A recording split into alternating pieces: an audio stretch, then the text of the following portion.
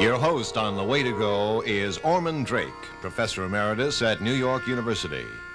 Today, Professor Drake's guest is Sri Chinmoy, spiritual master, poet, author, artist, and composer.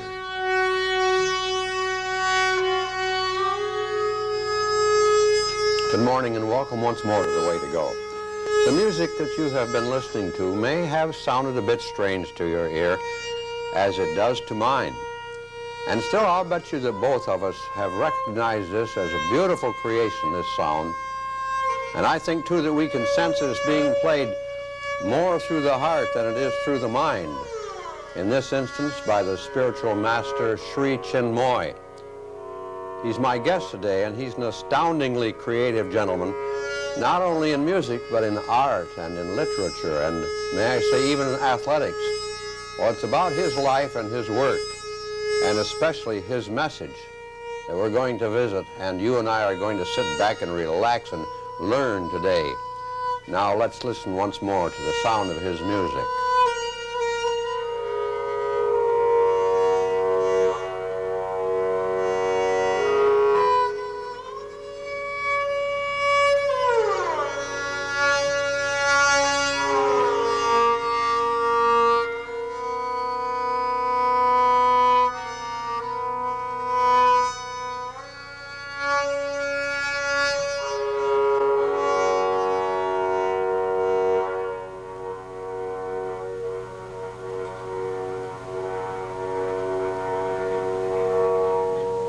Perhaps I use the wrong word when I say strange sound. It really isn't strange at all. I find myself quite in tune with it, and yet I don't believe I've heard this tone before. What instrument is this, may I ask? This instrument is called esraj. Esraj? Esraj. Esraj. It's very complicated looking. A difficult instrument, obviously, to play. Has lots of overtones. It has no sympathetic notes. Many. Maybe. Many. You play how many instruments all told? I play about 13 instruments, and it is like being jack of all trades, master of none. Including a cello and the flute and so forth. Quickly, did you study in a conservatory to do all this? No, I have not studied anywhere. How do you do it? It comes from within. I depend on the inner guidance. I get inspiration from within, and I have not been to any musical school. Understanding your words, I must confess to you that I'm not sure I still understand the message. To me, when I listen to it, it says somebody has, you know, memorized a song here. He knows every note he plays, but not true, eh? You compose that as you played along then? Yes. Everything is spontaneous. It comes from within. It is not, the mind is not used. It is the heart that is used, and the heart tries to become a perfect instrument of the illumining soul, and the soul is always in touch with the absolute pilot supreme. This message that you just gave me can be applied to your art, your painting, to Yes. everything, eh? Everything that I do or I aspire to become. Now, before we turn quickly to painting, to art, which interests me a great deal, I must read the back of a little book called A Galaxy of Luminaries, meaning the people, some of the dignitaries you've met in your travels around the world, and you've met practically everybody. It says here about you, Sri Chinmoy, has written 9,500 poems, and in one day wrote 843 poems. You have painted 130,000 paintings, and I turn immediately to the one in the center of our set here, which to me is, it's bad to say I love it. I love it more than the others in a way. It seems to say more to me. But I see they're all signed by 3 letters. Yes. What are they? C-K-G. C is the first word. My name is Chinmoy. Yeah. And K is Kumar, and G is Ghosh. Does Chinmoy, your name, does this have a mystical significance of any sort? Yes, it has. It means consciousness, full of consciousness. In the spiritual life, consciousness is of paramount importance. When we're in high consciousness, we feel peace of mind, and when you are in low consciousness, we feel it is all destruction. I have here in my hand a very beautiful, I guess it's a reproduction of one of your paintings, and this announces a showing, an exhibit of your paintings at Lake Placid on December the 3rd. That's right. I guess it's November 17th through December the 3rd. In the center is a word. Do I pronounce it correctly? Jarnacola? Yes, it's correct. It's called Jarnacola. What does this mean? It means fountain art. Jarna is fountain, and Kola is art. Fountain, as I know it, Yes. water spraying up. It is a continuous, spontaneous flow without any obstruction. It comes from within. Anything that comes from the very depth of our heart will have no obstruction on the way. But if it comes from the mind or from the vital, there will always be some obstructions. For the mind, the capacity of the mind is very, very limited, whereas the capacity of the heart is unlimited, precisely because it is in tune with the soul. This comes as a powerful message to me because I've been trained all my life to use my mind so much, you know. I can't paint anything. If I set about painting something, first thing I'd have to do is to imagine things up here, you know, but you don't do this. If you go beyond the mind, we create infinitely more beautiful things. We're going to see that, the process of your painting, right now on our screen, how you actually do this. The creativity, I would call it, of your work, or the fountain-like aspect of your work.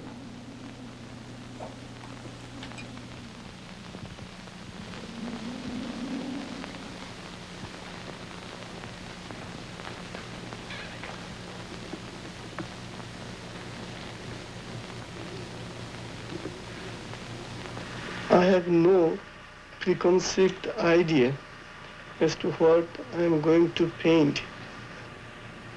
I just allow myself to be carried away by a higher force.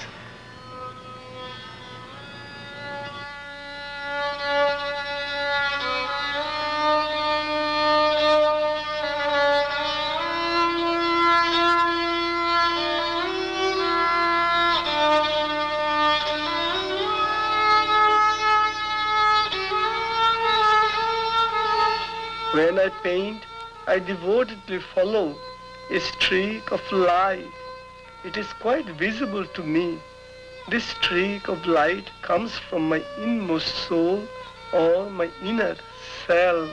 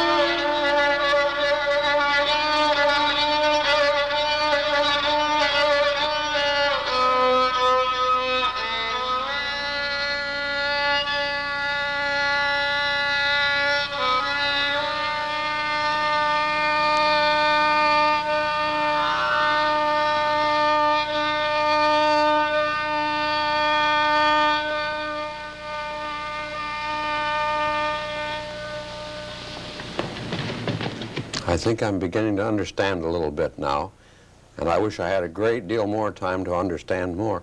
But I must say, from the back of this little booklet again, and I don't think I gave this figure before, that the message here is that you painted 16,031 paintings in one day.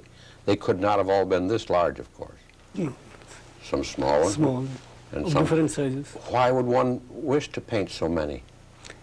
It is not a desire, it is an inner inspiration that carried it through. It is not my preconceived idea, or it is not my earthbound desire, but I got the inspiration from within to do it. And so I always listen to the dictates of my inner being.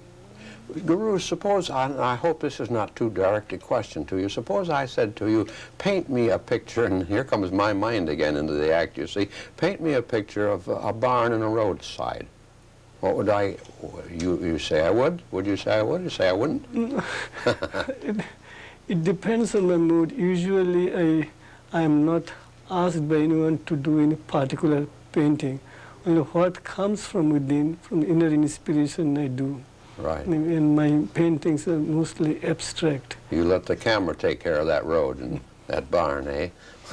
That's very good. Now we have so much here. Let's talk now for 1 second about music. Is this the same way when you compose? It springs up? It is exactly the same. It springs up. Everything is spontaneous and constant. There is no measured way to determine my musical talent or artistic talent. It's just a flow. Now we're blessed that you have a group of your disciples with you who form a chorus, and they're going to perform this song for us now. Then we'll have some more questions. Welcome, sister, welcome, brother, welcome. Welcome, sister, welcome, brother, welcome. Let us beat hard our sweetness, oneness, drum. Let us beat hard our sweetness, oneness, drum. We love our soulful lives, translucent tree. We love our soulful lives, translucent tree. We fly beyond the blue skies, vastness free. We fly beyond the blue skies, vastness free. Welcome, sister, welcome, brother, welcome. Let us be our welcome, sweetness, welcome. Let us be our welcome, sweetness, welcome. Let us be our welcome, sweetness, welcome. We love our soul beyond the translucent trees. We love our soul beyond the translucent trees. We love our soul beyond the translucent trees. We love our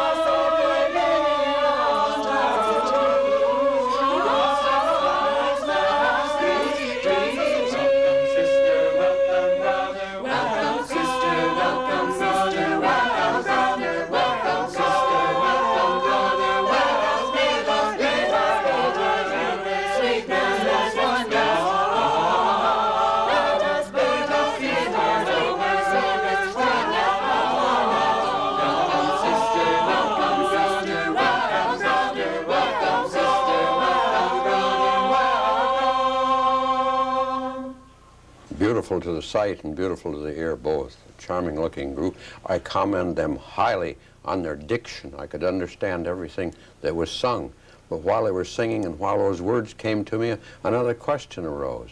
And that is the word, the message of this. The message is through my mind. Now, you say no. It is your aspiring heart that has felt the message. Message is oneness. We are all one, and it is in oneness that we can get true satisfaction. This world of ours is wanting in oneness. It is all division here, there, elsewhere. But when we feel oneness in the depth of our hearts, we get true satisfaction, and each individual is crying for only one thing, and that is satisfaction.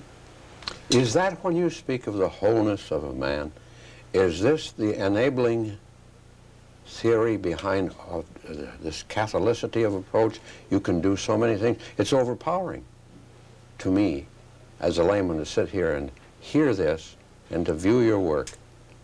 When we expand our heart, the entire world we see inside our heart. And when we don't expand, when we sing the song of I, my, mine, then we are very limited, and there we can never get true satisfaction. It is in expansion that we can get peace, joy, love, feeling of oneness. I'm praying right now for more time. I wish I had that much time that I could ask you, how does one do this? In other words, we would probably back up into your life and find out what route you took. You know, for instance, were you born into a family of musicians? Unfortunately not, very little film, but I was born into a family of aspiration. We call it inner cry. Yeah. So if we aspire to become an instrument, a chosen instrument of God, then God utilizes the instrument in His own way. So I tried, and I'm still trying to become a perfect instrument, my beloved Supreme. Since my goal is to become an instrument, He utilizes me in His own way. So a seeker can be an artist, he can be a musician, he can be a writer. It entirely depends on his inner pilot. In other words, this is not confined to a 4-year study in college or anything like that. A lifetime of work. Now these words, however, I repeat once more, come to me, they touch my heart. The message touches it, but somehow or other I seem to be living it in reverse. I hear a word, I hear thank you, and I hear things like brotherhood, you know, and love and this kind of thing. And that then takes hold of me. It's just in reverse, isn't it?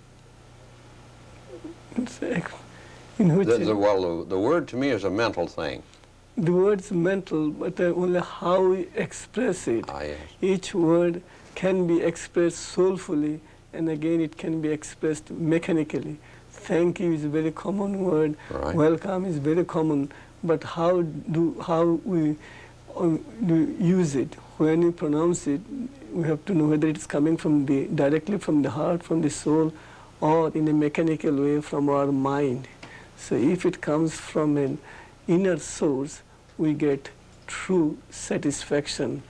Otherwise, these are mere dictionary words, and in a mechanical way we are using them every day in our multifarious activities. We are using these words every day, but we know that they can be used to give us something very pleasing, satisfying, illuminating, and fulfilling. So if it comes from the depth of our heart, then it satisfies the receiver. This music has all those attributes, believe me, it does.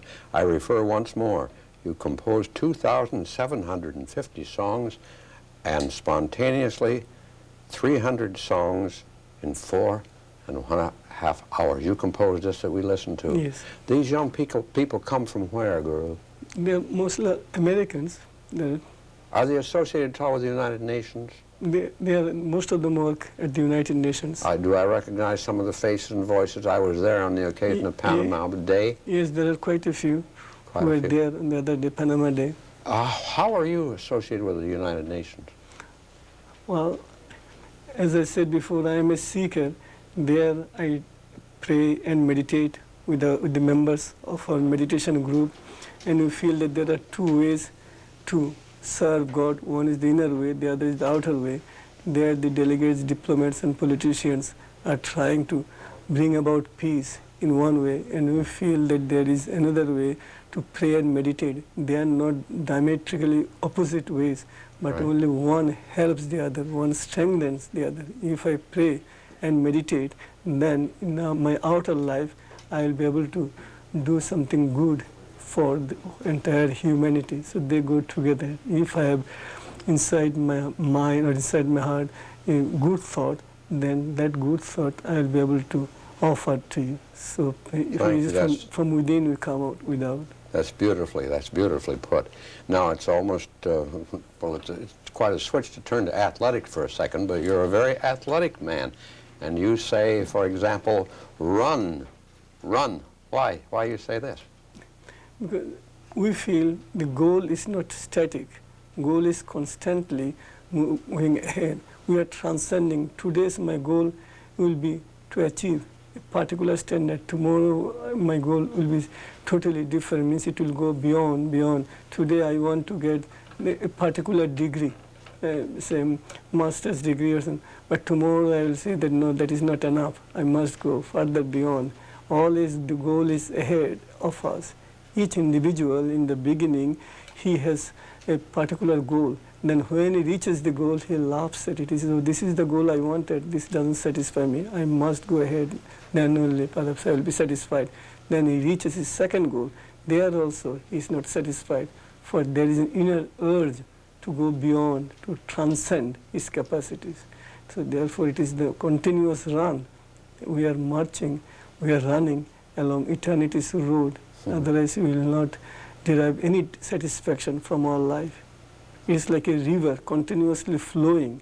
If it is a stagnant pool, we will not get joy. The river is flowing and into the vast ocean. In a sense, you are divorced from the world in a sense. In another sense, you're very much in the world, are you not?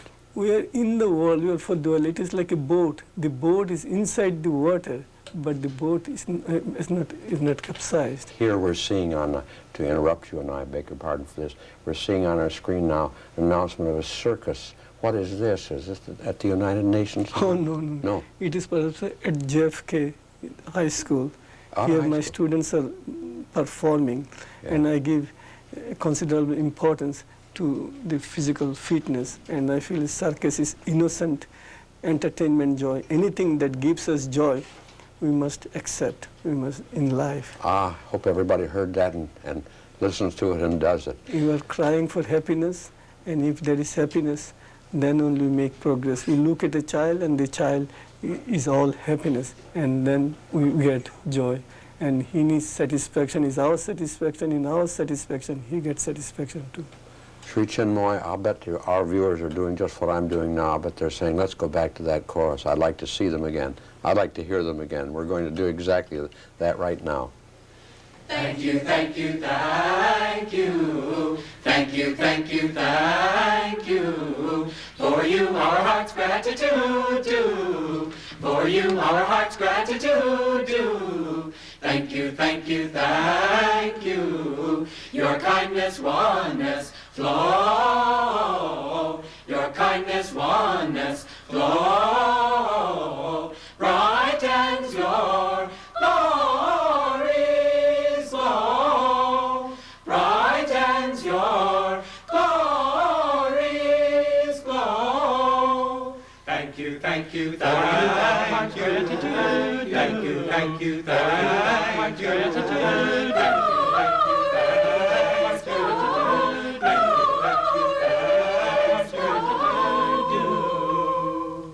For you our heart's gratitude, for you our heart's gratitude, for you our heart's gratitude. Your kindness, oneness, flow. Your kindness, oneness, flow. Brightens your glories glow. Brightens your glories glow. Thank you, thank you, thank you. Thank you, thank you, thank you. A little of the round in this music, is there not? A little of the round, a sort of a reply, one group to the other. Very difficult material to sing. Who trains them? I compose the melody, You compose and the melody. they hear my students, they give rounds. They must rehearse a lot, do they? Unfortunately, they do not. They should know.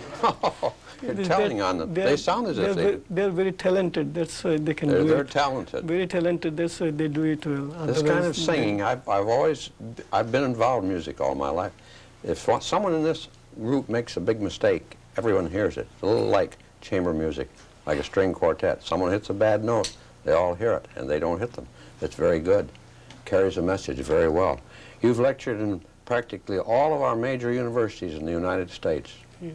You've traveled around the world.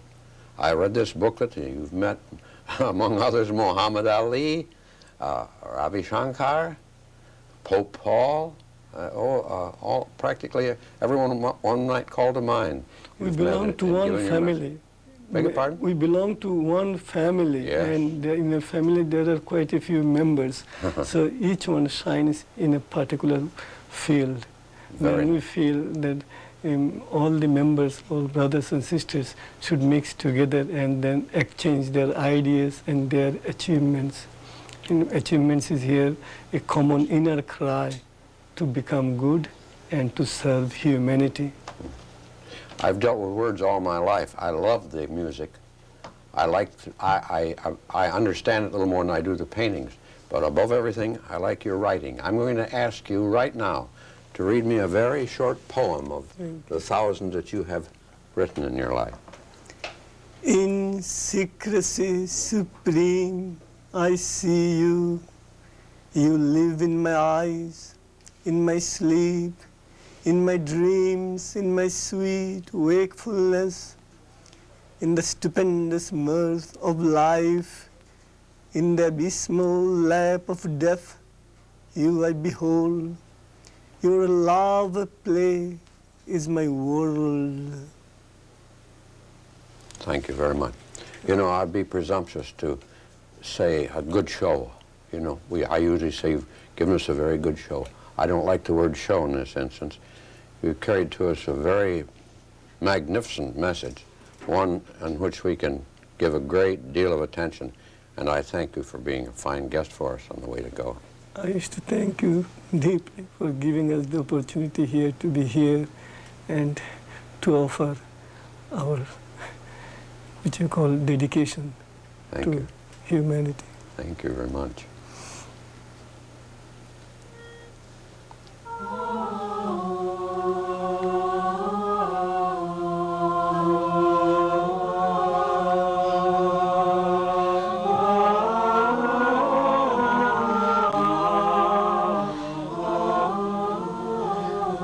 Today's guest was Sri Chinmoy, who for the past 8 years has been conducting meditations at the United Nations for delegates and staff. Ormond Drake, Professor Emeritus, New York University, was your host.